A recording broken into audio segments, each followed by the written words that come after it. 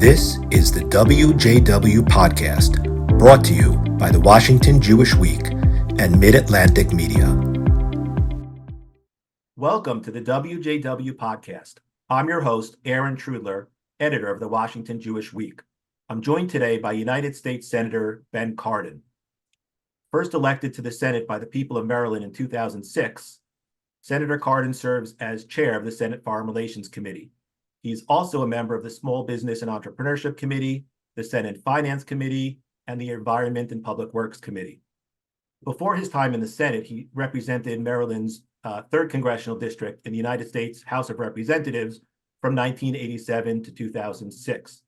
Before that, he served in the Maryland House of Delegates from 1967 to 1986, which included a tenure as Speaker from 1979 to 1986. Senator Cardin, thank you for taking the time to chat. Aaron, it's really good to be with you. Thank you. Thanks so much.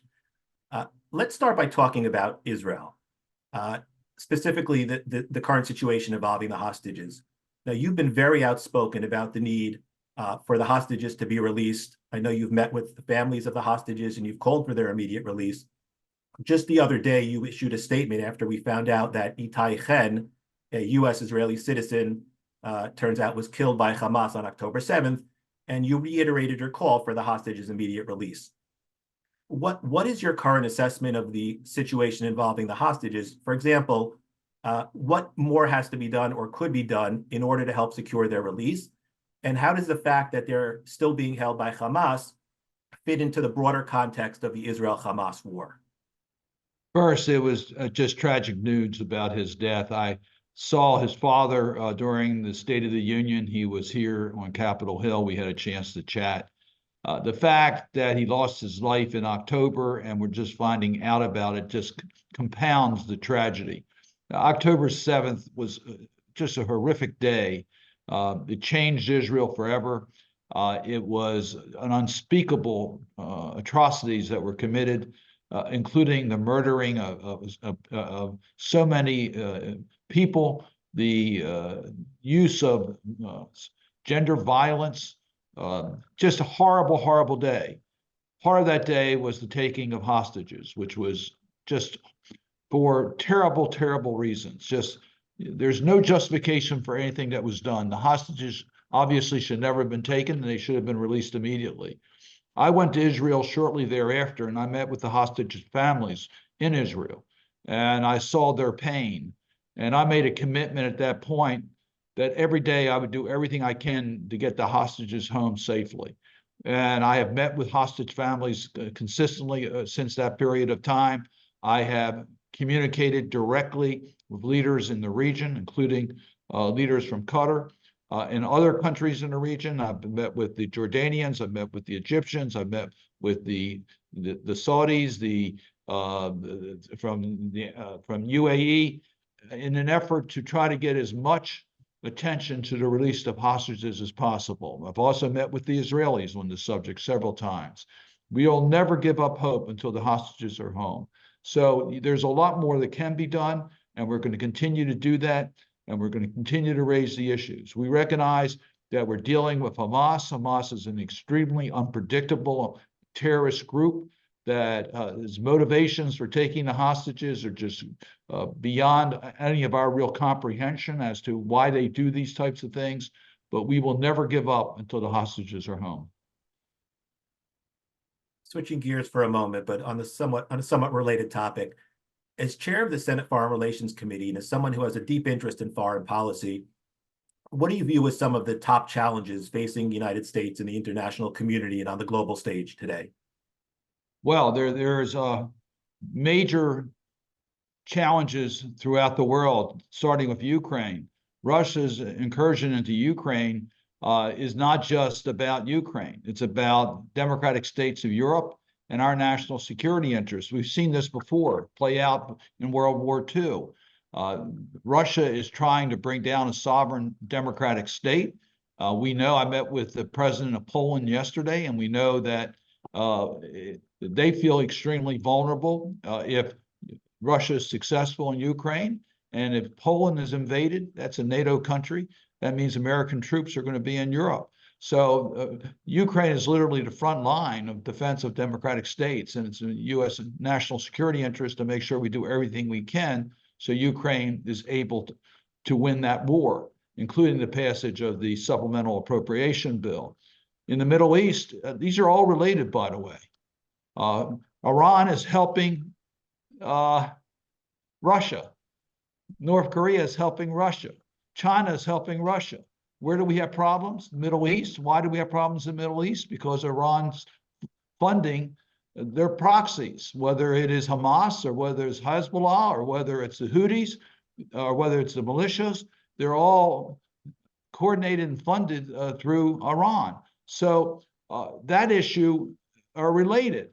What China is doing in the Indo-Pacific area and threatening Taiwan through force is another example. What they're doing in the China Seas and trying to stop the commerce, free commerce.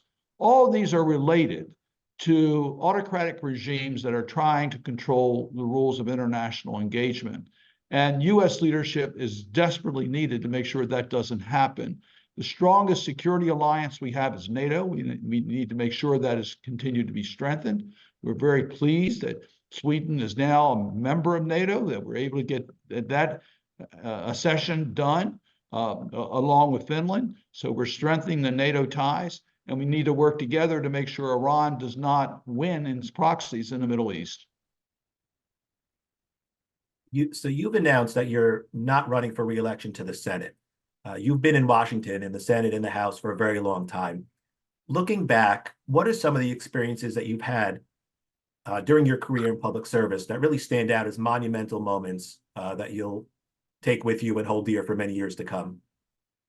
Aaron, we have a limited amount of time, and I've served for now 58 years. So it's been an incredible opportunity. I thank the people of Maryland for giving me that opportunity to first serve in the Maryland House of Delegates and to become Speaker of the House, then to serve in the House of Representatives, and now in the United States Senate, and to chair the Senate Foreign Relations Committee. So it's been an incredible opportunity, and I think about my early days in the Maryland General Assembly and how I used that in order to advance issues for our community, to deal with children and education and healthcare, to deal with environmental issues, including the Chesapeake Bay, to deal with developing a healthcare system in our state that eliminated charity hospitals.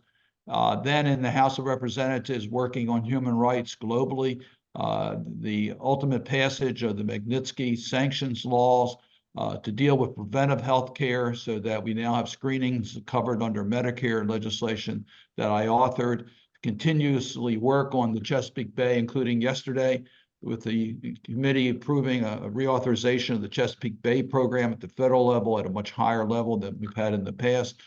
So there have been numerous opportunities that I've been part of, and I'm just, first of all, grateful that I've had this opportunity. My Jewish background of Tikkun Olam, trying to repair the world, make it a better place, and tzedakah, to take care of those that are less fortunate, have been my North Stars. They've been my guiding principles. And I've given my all to make sure that people who've been left behind have a chance, and that the American dream is available to all. You mentioned, Senator, about Tikkun Olam and tzedakah and the notion and the concept of helping others and bringing them along and not leaving anyone behind. Juxtaposing that against the hyper-partisanship that we currently see in Washington, I'm curious to hear your take on that current situation on the political front. For example, the political rancor that we're seeing today, how does that rate relative to perhaps how things might have been years ago? There's no question that we have seen a greater division along partisan lines, and certainly in recent years. But it doesn't take away from the fact that if you are willing to work together, you can get things done. Yesterday, I was with Senator Wicker, a Republican from Mississippi, and we were promoting human rights, and we were promoting an agenda together for stronger protection in our own hemisphere of human rights. I worked with Senator Portman, a Republican from Ohio, to get pension reform done, and we got it to the finish line. Despite the fact we didn't have leadership support, we were able to get it done because the Democrat and Republican were working together to get things accomplished. So bipartisanship exists at the member level, and we get things done as a result of it. I mentioned the Chesapeake Bay bill. That was a bipartisan effort. We got it done. But there's no question that America is divided today. We see that in the polls in regards to what's happening on the national scene for the president of the United States. We're deeply divided, and that's reflected in our Congress, it's reflected in our parliaments. And that's unfortunate, because I think we're better when we're united. I think we have more predictable laws. I think, quite frankly, the laws are better when we listen to everyone and try to do what is right for our country. So I do lament the fact that we are too partisan, but I want you to know, on a personal basis, I find my relationships with both Democrats and Republicans to be very satisfying and rewarding, and allows me to get things done. Yeah, as you noted, Senator, you've definitely been someone who's been known to have worked across the political aisle to achieve results. Switching gears a little bit, but in the same vein, I guess, to a certain extent, the presidential race, which you alluded to, I mean, that's unfolding at a very pivotal time for our nation. And the matchup that we're seeing, President Biden versus former President Trump, seems to have ignited a lot of emotions on both sides of the equation. Some polling has shown that a majority of the nation is not necessarily enthused about that particular matchup. I'm curious what your take is on the presidential election that's taking part. It's taking place at such a pivotal time for our nation, as you mentioned. What's your sense on the direction that our nation is heading, and what's your take on the presidential race? So I'm not objective on this. I personally believe Donald Trump is not qualified to run for president of the United States.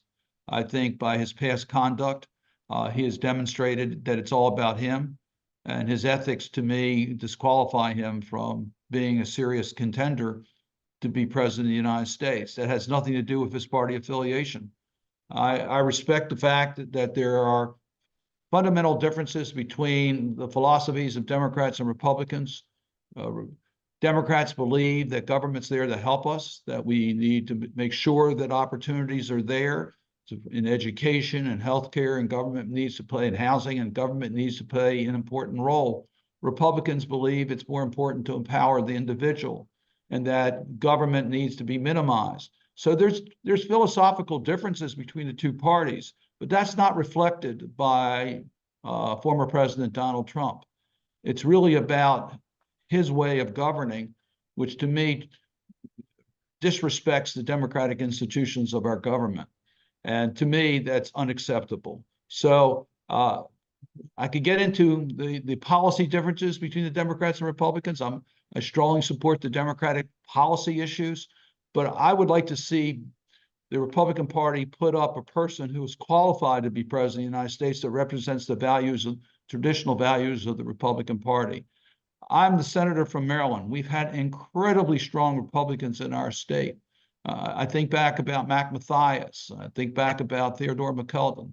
We have a tradition of Republicans. That's not what Donald Trump's about. Switching gears away from politics for a moment. One final question, Senator Cardin. As we all know, anti-Semitism has been rising at a very frightening pace. We were seeing manifestations of that pre-October 7th and certainly post-October 7th. We're seeing it all over the country, in city streets, protests, college campuses, et cetera. What's your take on the current state of anti-Semitism in the United States today, and what can be done? What can our leaders do to help better educate people, address the hatred that we're seeing, and perhaps curb the rise of anti-Semitism that has just become so pervasive? You're absolutely right. It is dangerous out there. It's dangerous on college campuses. It's dangerous in our communities. We now need to have security at our Jewish institutions in order to protect the safety of our community. We see that throughout the United States and throughout the world, a rise of violence against Jews just because they're Jewish. So we do see a rise of anti-Semitism. This is the 20th anniversary of the Berlin Conference. I attended the Berlin Conference on behalf of the Organization for Security and Cooperation in Europe. we made a commitment at that time that one of the major ways of fighting anti-Semitism is for leaders to speak out against any form of hate. And I must tell you, anti-Semitism is not in isolation.